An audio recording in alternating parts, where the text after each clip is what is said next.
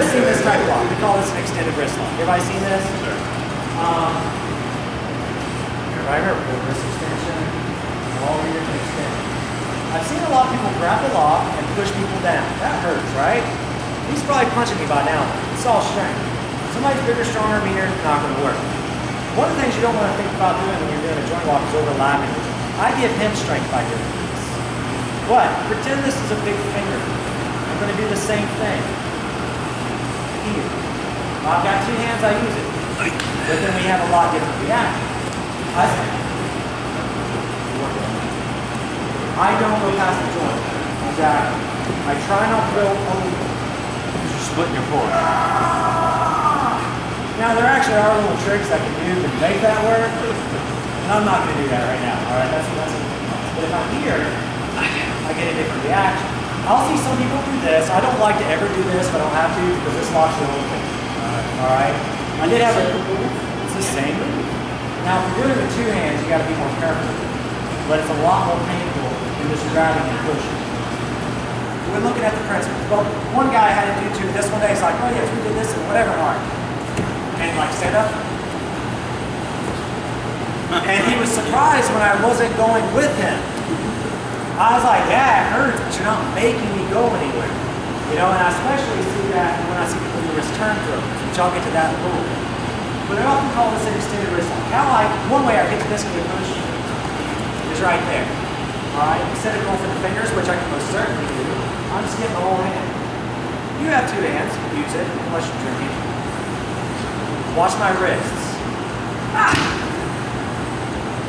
Now, I'm going to do this lighter with my wrist. Watch my wrist and my body. And of course, you've got everything else you can apply right on top. Okay? Real light, real light.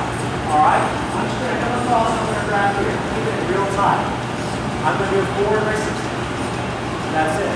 Now, if somebody has bigger wrists, it's harder to do with one hand. Instead, you have to drink. Hit them with it, and then do this. Notice the difference.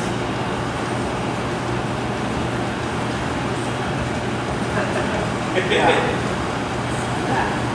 When we really need, it's all the way up.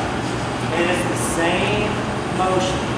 Okay, now we're going to go ahead and put two on top of each other. So, you can stand real quick. So as soon as you get to that push, I'm walking again. Notice this. I'm not coming way out here.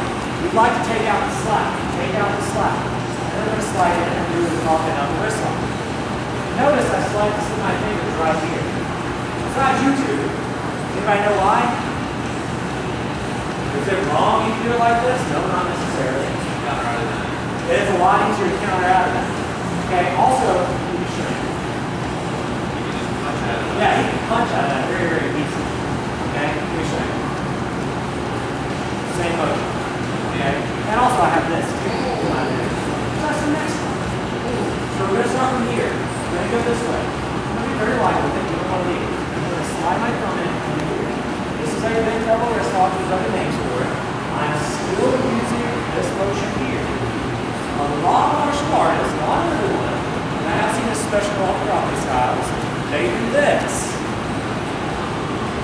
This ain't going anywhere. Watch my wrist. Man, that's getting them something. What do you do after that? Whatever you want to do. Okay?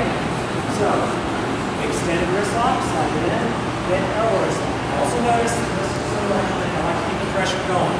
I want him falling over. And since you already saw it, we'll do the next one. Let's do this fall. I'm going to slide down the fingers. Hey, aren't we just here? Now, when we look at transitional flow, right? The 10th principle of small circle jiu-jitsu.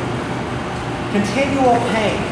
Now, when you really do that, you can only do these flows maybe once because it just hurts way too bad. I'm not going to worry about that part right now, okay? But we also looking at the second part of transitional flow. Create maximum pain without dislocating the joint. Again, my intention is not to rip him, tear him, break him, but he doesn't know that. I just want him to feel that pain. Okay?